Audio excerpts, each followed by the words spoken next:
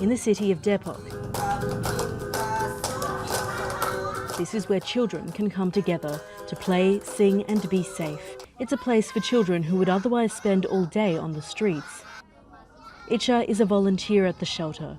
She spent her youth on the streets and knows firsthand how perpetrators of sexual abuse target these children. Living on the streets or sleeping in front of shops isn't nice, but if someone suddenly offered you access to an apartment's facilities, who would refuse?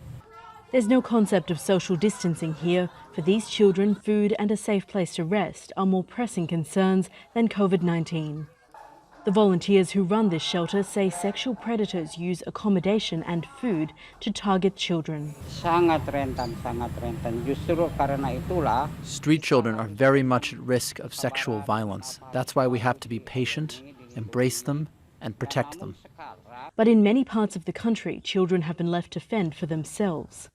This is just one of many shelters across Indonesia which has closed its doors because of COVID-19 precautions. Alone on the streets and with nowhere to go, child rights activists say children are now at even greater risk of becoming victims of abuse. This month, a number of child abuse cases have sparked calls for change, including the case of a 65-year-old French national who was arrested late last month, accused of abusing more than 300 children in Jakarta. The accused committed suicide in his jail cell. Most of his victims were children on the street. He lured them to hotels by pretending to be a photographer.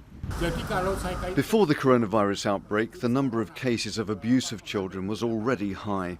The situation's only got worse now because there are more opportunities for the abuse to happen. Despite this, legislators have dropped a sexual violence eradication bill from their agenda.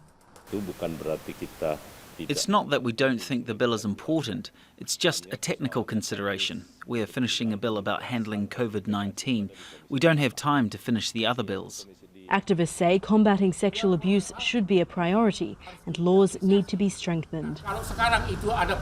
If they refuse to discuss the bill, it means they've failed to understand the need for protection for women and children against sexual violence. Life has always been dangerous for children on the streets, but the pandemic has highlighted just how vulnerable they are. Jessica Washington, Aljazeera, Jakarta.